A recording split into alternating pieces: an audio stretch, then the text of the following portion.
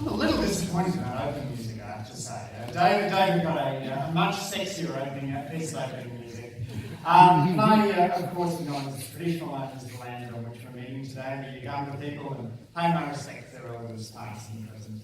I want to thank the Australian Automotive Dealers Association, particularly your chair, Terry Keating, for having me today, and your Chief Executive Officer, David Blackwell. I've got to say I'm really pleased that you're having Michael McCormack along to speak this afternoon. Michael's not only one of the most decent people in Australian politics, despite being on the opposite side of the political fence from me, but given that he's a National and I'm a Labor Party member, we can both hold up our hands like this when it comes to explaining political events in the past fortnight.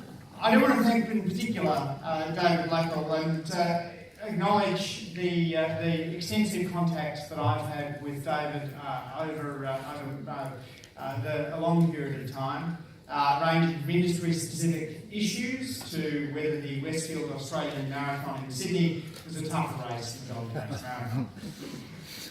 David did say that reform was a marathon, so tempted as I am to speak about running, I'm going to segue instead to a different topic. To the topic of sandwiches, or to be specific, farmers and sandwiches. Now, as you know, farmers are wedged on the selling side. There's a handful of major firms dominating the purchase market: supermarkets, meat processing plants, and dairy manufacturers. But what's less well known is the other side of the sandwich. Many of our farmers are at the mercy of concentrated markets with just a few big suppliers. Whether farmers are purchasing pesticides, fertilisers, animal feeds or veterinary pharmaceuticals, more often than not, they're dealing with major companies that have substantial market power. The pesticides, it's just 4 firms that control the whole market. It's one of the most concentrated industries in Australia. And for our farmers, things are getting worse, if anything.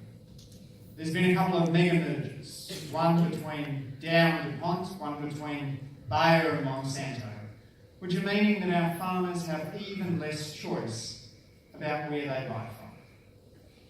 This is something that we've seen across the Australian economy. I did some work a couple of years ago with Adam Triggs from the Australian National University, looking at market concentration. And we found a high degree of market concentration, not just in the pesticides and veterinary medicines area, but also in department stores, newspapers, banking, health insurance, domestic airlines. In beer manufacturing, the big 3 control 90% of the market. Since 1990, we've seen a quadrupling of the rate of mergers, potentially increasing prices for consumers and being one of the causes of sluggish wage growth in Australia, which is a risk to anyone in a consumer-facing business. Indeed, when you look across the economy, one of the big questions you need to ask yourself is, are there any industries left not dominated by a few big firms? Well, one, as I've said, is farming, a competitive market squeezed by uncompetitive markets on either side. But another is healthily represented here in this room. You can proudly look to yourselves, car dealerships, as one of the very few markets in Australia that doesn't exhibit strong market concentration. The biggest 4 car dealing franchises control less than a fifth of the market. And you can only say that about a very small number of other Australian industries: hairdressers, pubs, caravan parks. The competitive retailing market is demonstrated in the statistics for your industry. There's over 60 brands selling more than 300 models of cars. Last year, you sold some 1.2 million new vehicles. And within that market, as the statistics from David has illustrated, there's around 1,500 franchise new car dealers in Australia operating around 3,500 new vehicle outlets. About 85% of franchise new car businesses are owned by individual operators and family groups. New car dealers employ almost 70,000 people, with with total sales amounting to over 65 billion.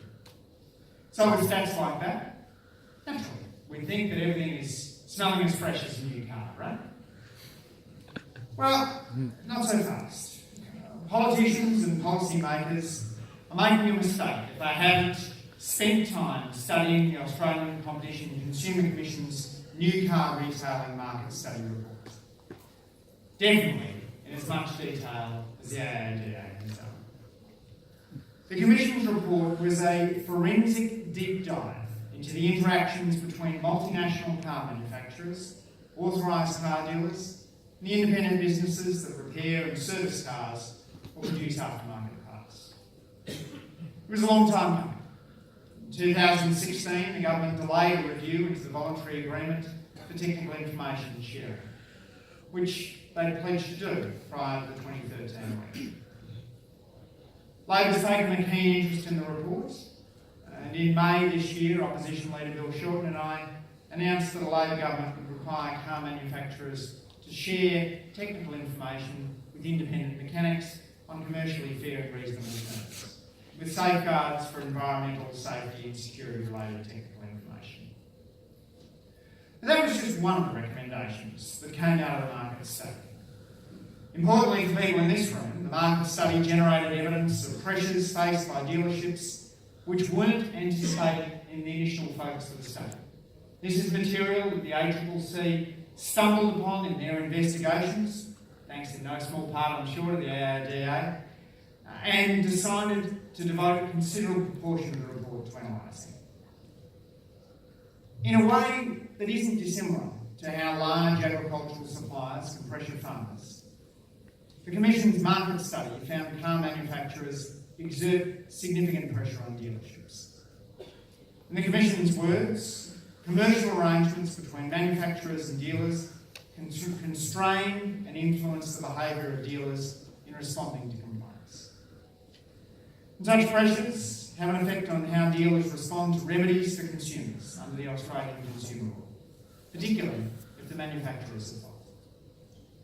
Dealers are frequently under pressure, struggle to balance consumer obligations with safeguarding their own very reasonable commercial interests and maintaining a long-term relationship with the manufacturer.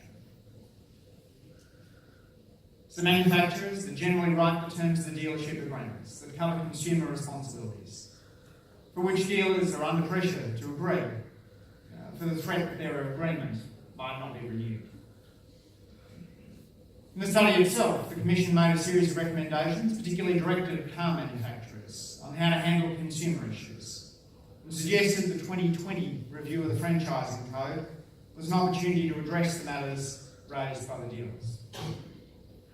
Now, I'm sympathetic to these recommendations and grateful for the experts' analysis of that body of evidence.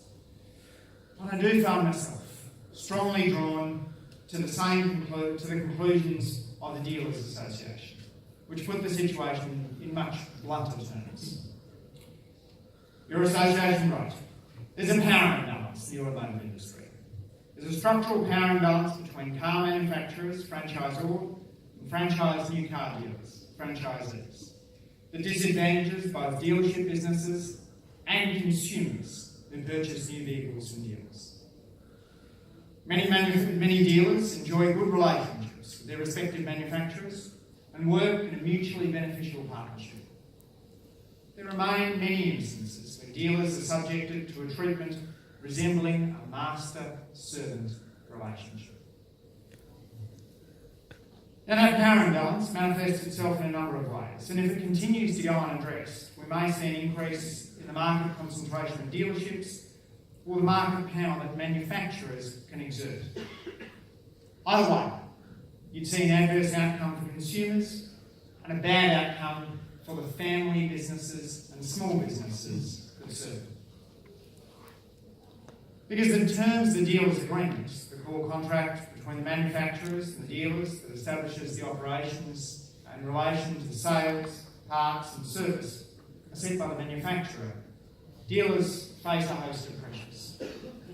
These include pressures around tenure, where agreements for manufacturers can effectively be as short as a year, despite dealers often being required to upfront massive amounts of capital expenditure. Non-renewal notices issued at short notice, even when dealers have met or even when they've exceeded performance targets. End-of-term agreements that don't mandate the buyback of vehicle stock, parts, tools or equipment.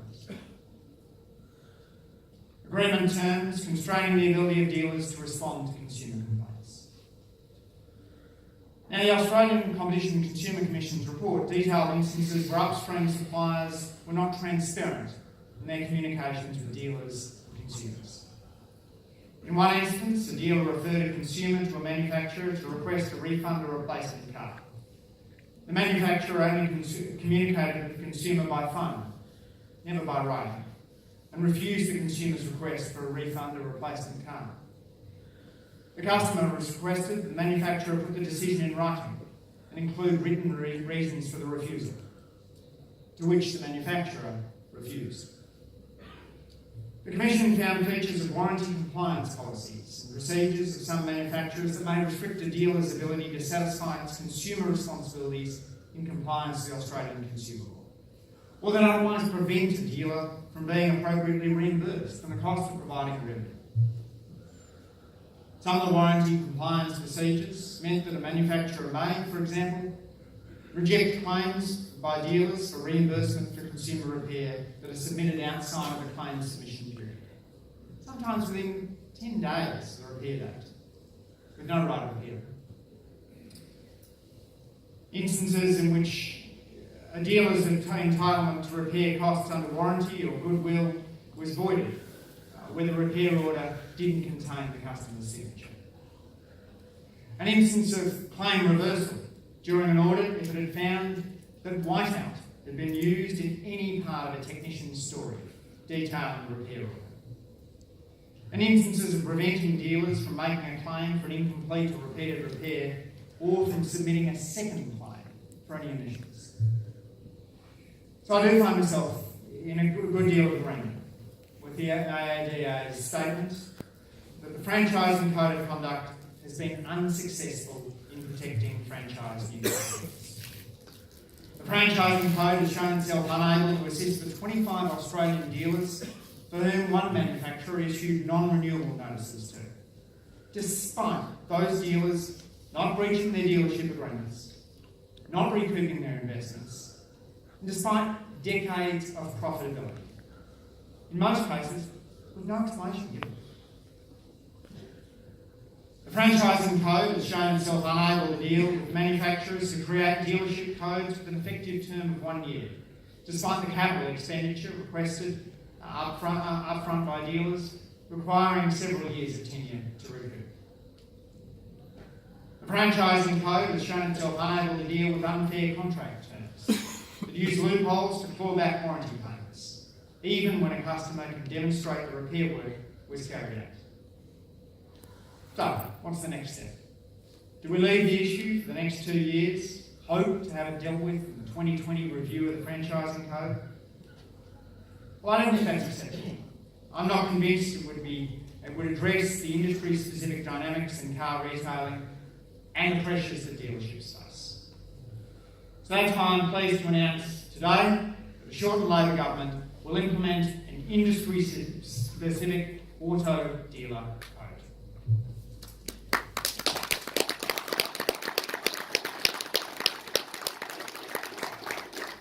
Now this is a big step. Industry-specific codes are pretty rare. They exist in instances where there's sufficient market power to warrant such intervention. We've got specific codes for areas like the wheat port code, the horticulture code, the oil code, and the unit pricing code. But remember that analogy I drew before between farmers and automotive dealers? Well, the fact that the squeeze has justified industry-specific codes in areas of farming, we believe, justifies it in your industry. The ACCC regulates mandatory industry codes enshrined under the Competition and Consumer Act 2010. If we're elected to government, the Shorten Labor government would task Treasury to work with the ACCC, dealerships and manufacturers to develop and draft a legislative instrument for a mandatory code. Consumers and the industry need such a code to give clear guidance about the issues and pressures that I've mentioned to ensure they're dealt with between dealers and manufacturers with compliance with the Australian consumer law, sitting as the bedrock. A code will deliver clear ground rules for manufacturers and dealerships, including obligations under the Australian consumer law and consumer complaints, warranty and repair processes, dealership agreements, the ability to make variations to them, and termination notices. This code could be drafted parallel to the policy for sharing information for independent car mechanics, but we do need to make sure that the issues that are related between those two areas are reformed. The code that I'm announcing that the Short Labor government would implement will give dealers real backup when you're looking to speak up for the rights of your consumers.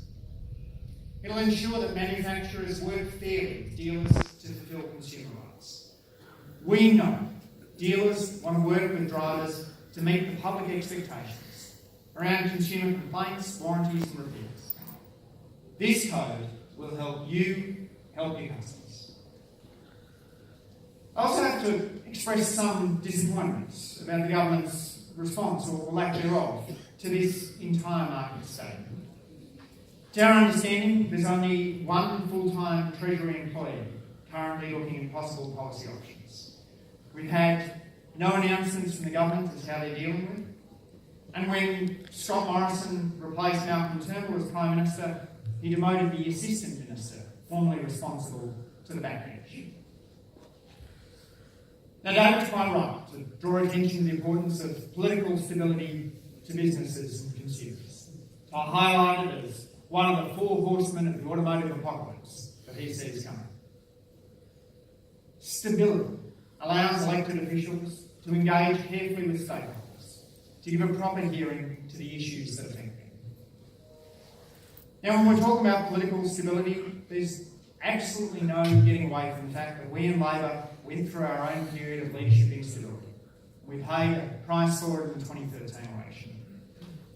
But since that period, we've been united behind Bill Shorten, and he will lead to the next election in opposition with more positive policies than any other in living memory. And because we haven't been distracted by leadership issues, we've knuckled down to work on policy. Many of us have held the same portfolios for the past 5 years. For example, I've been responsible for competition policy through our entire time in opposition. That's given me the opportunity to engage with stakeholders, understand the issues, and work constructively with the AADA. I do particularly want to acknowledge Milton Dick, the Labor member for Oxley, who's championed your interests consistently. No one in Labor deserves more credit than Milton for today's policy announcement. So I thank Terry, David, James, the AADA team for your strong advocacy, which has delivered today's policy commitment.